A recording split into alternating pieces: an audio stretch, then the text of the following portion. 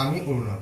প্রত্যেক দিনের মতোই আজও নিয়ে চলে এসেছি গাছ বসানোর আরও একটা নতুন ভিডিও। আপনারা দেখে থাকবেন যে অনেকের হয়তো বাগান থাকে না, তার ফলে তাদের ছাদে বা ছোট ব্যালকনিতেই গাছ করতে হয়। তাই অনেক রিকোয়েস্ট আসার পর আজকে চলে এলাম বন্ধুরা বেশ কিছু সুন্দর সুন্দর ইনডোর প্ল্যান্ট নিয়ে। তো অনেকেই সমস্যা দেখা যায় যে ইনডোর প্ল্যান্টের সয়েল প্রিপারেশন কিভাবে হয় বা কি কি কম্পোনেন্ট ব্যবহার করলে ইনডোর প্ল্যান্টের সয়েল তৈরি করা যায়। তো বন্ধুরা আজকে ভিডিওতে আমি বেশ কিছু ইনডোর প্ল্যান্টের সাথে পরিচয় করাবো এবং সেই সমস্ত ইনডোর প্ল্যান্ট বসানোর পদ্ধতি, সয়েল প্রিপারেশন এবং কতটা ব্যবহার করবেন, কতক্ষণ রোদে রাখবেন, কতটা পরিমাণ জল দেবেন, সপ্তাহে কবার জল দেবেন, step by step A to Z আপনাদের সামনে তুলে ধরবো আমি কি কি ইনডোর প্ল্যান্ট নিয়ে এসেছি। তো বন্ধুরা প্রথমেই আমি আপনাদের সাথে পরিচয় করাবো স্পটেড এভারগ্রিন। এটা একটা অত্যন্ত সুন্দর ইনডোর প্ল্যান্ট এবং এটা খুব অল্প পরিচর্যার মাধ্যমে আমরা সহজে গ্রোথ করতে পারি। এর মেনটেনেন্স খুবই ইজি।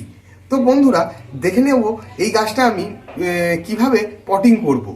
আর বন্ধুরা এই গাছটি আমার যখন নার্সারি থেকে এনেছি তার মূল্য পড়েছে মাত্র 40 টাকা।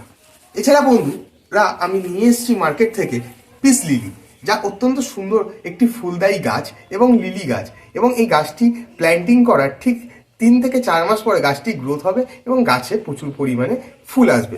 আর বন্ধুরা আমি নিয়ে এসেছি একটা সুন্দর স্পাইডার ইনডোর প্ল্যান্ট। এটা বন্ধুরা আমার মার্কেট থেকে নিয়েছে মাত্র 40 টাকা।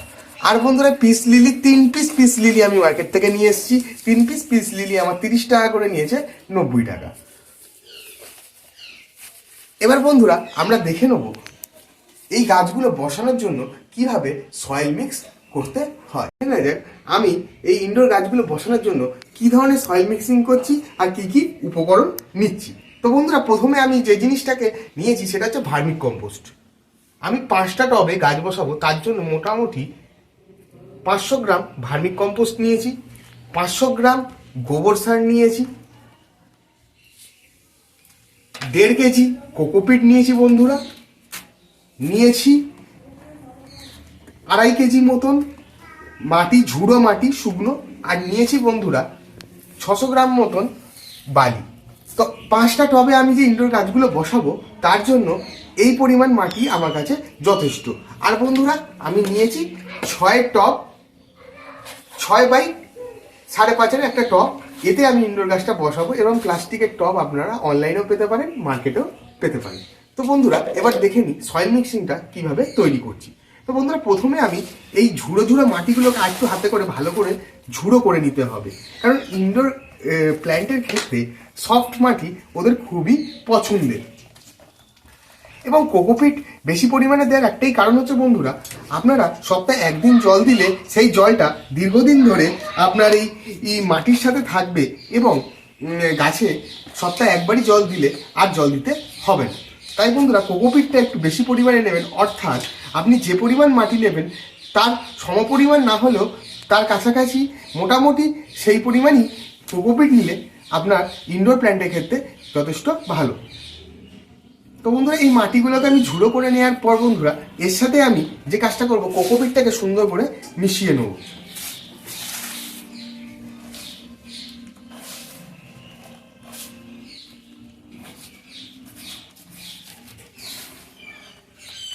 তো বন্ধুরা মাটির সাথে কোকোপিটটা ভালোভাবে মিশে গেলে আমি যে গোবর সারটা এনেছি সেটাও হাতে করে ঝুড়ো করে করে মিশিয়ে দেবো। কারণ আমি বারবার বলি, যখন আমরা ইনডোর প্ল্যান্ট বসাই, ইনডোর প্ল্যান্টের জন্য মূলত সফট মাটির খুব প্রয়োজন হয়ে থাকে। আর বন্ধুরা আমি যে ভার্মিক কম্পোস্ট এনেছিলাম সেই ভার্মিক কম্পোস্টটাও এই মাটির সাথে সুন্দর করে মিশিয়ে নেব।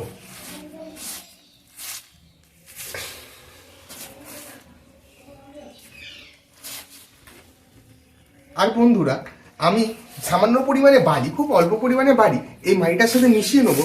এর ফলে মাটিতে অতিরিক্ত জলের ব্যালেন্স, জল নিষ্কাশনের ব্যালেন্সটাও ভালো হবে।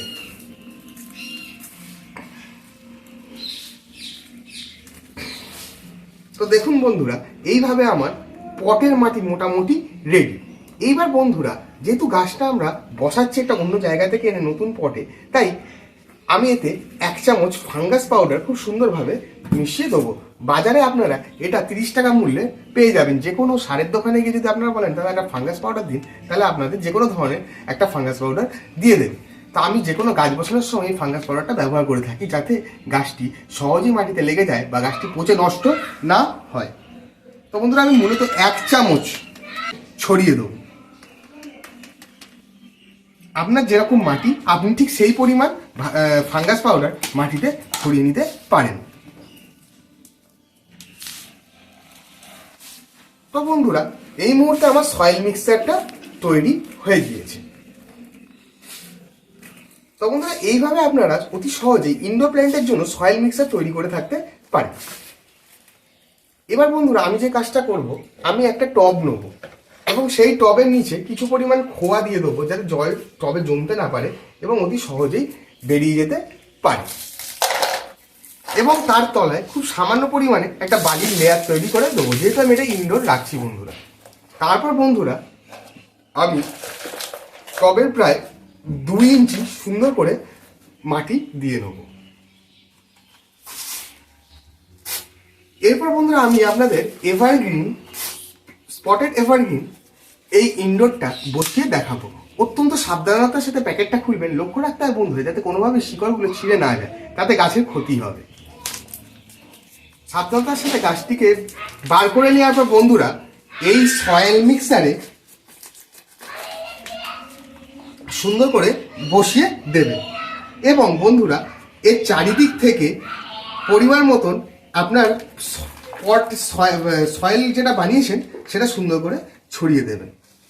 বন্ধুরা বলে রাখা ভালো, এই জাতীয় মাটি তৈরি করলে আপনাদের বারবার গাছে সার দিতে হয় না।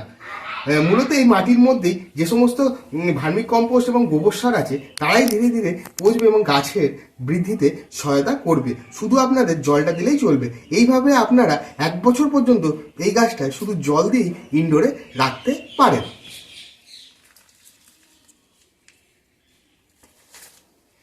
এবার বন্ধুরা আমি আরেকটা টব নিয়ে নেবো এবং আমি আমার এই যে স্পাইডারটা এনেছিলাম সেটাকেও বসাবো। তো বন্ধুরা আমি একইভাবে টবের তলায় বেশ কিছু খোয়া খুব সুন্দর করে দিয়ে দেবো এবং একটা বালির সুন্দর লেয়ার করে নেব।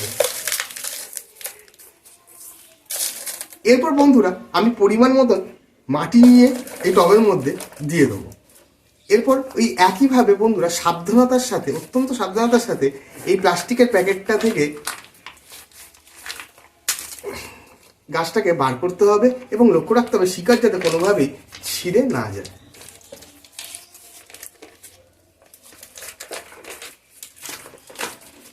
দেখুন বন্ধুরা তলার শিকড়গুলো কিন্তু অত্যন্ত বড় হয়েছে এবং গাছটি পুরনো গাছ দেখেই বোঝা যাচ্ছে। তো আপনারা যখন নার্সারি থেকে এই ধরনের গাছ কিনবেন নিশ্চয়ই জেনে নেবেন যে গাছের বয়স কত।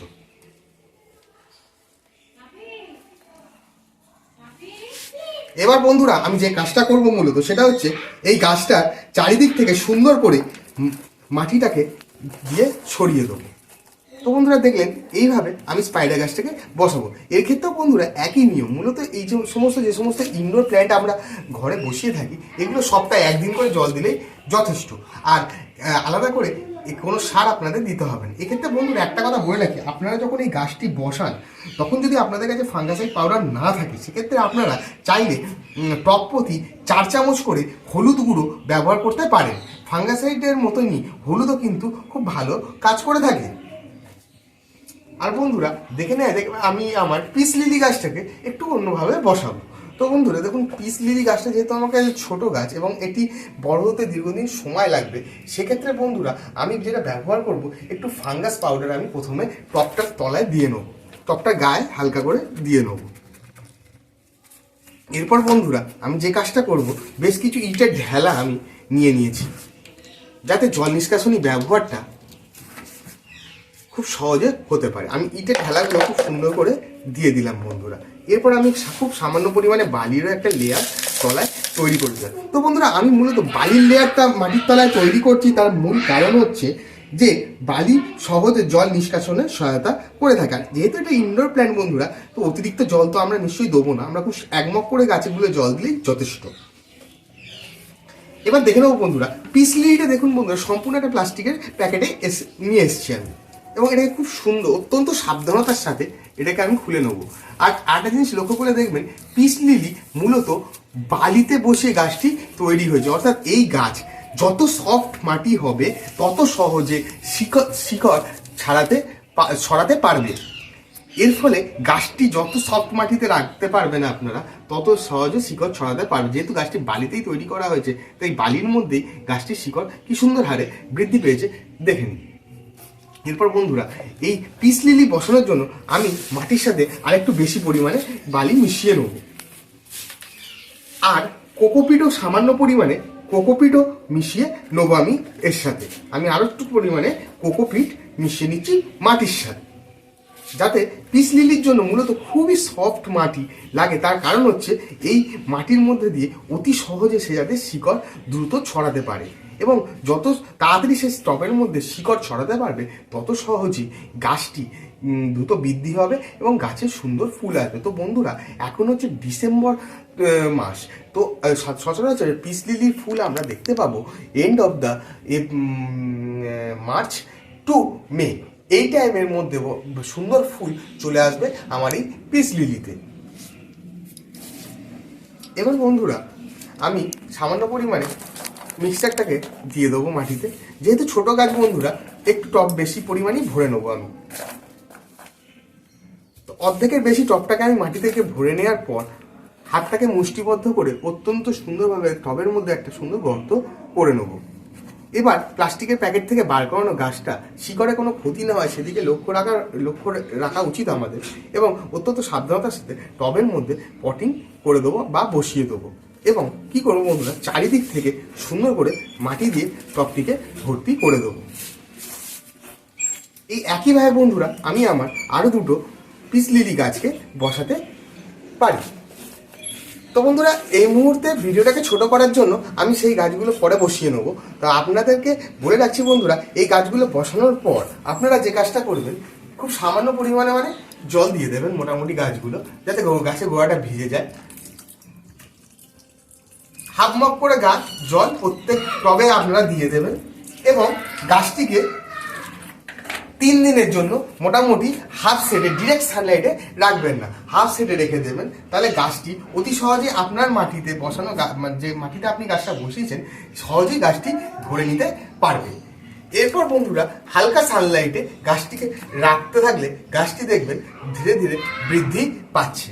তো বন্ধুরা, এইরকম আরো সুন্দর সুন্দর বেশ কিছু ইনডোর প্ল্যান্ট আপনাদের জন্য আমি নিয়ে আসছি পরবর্তী ভিডিওতে, এবং সেই মাটি কিভাবে মাটি মিক্সিং থেকে শুরু করে সেই ইনডোর প্ল্যান্টের যদি কোনো পাতা নষ্ট হয়ে যায় বা পোকায় নষ্ট করতে পারে, ইনডোর প্ল্যান্টে পাতা হলুদ হয়ে যাচ্ছে, বা যে কোনো গাছের কোনো সমস্যা থাকলে আপনারা আমাকে কমেন্টে জানাতে পারেন।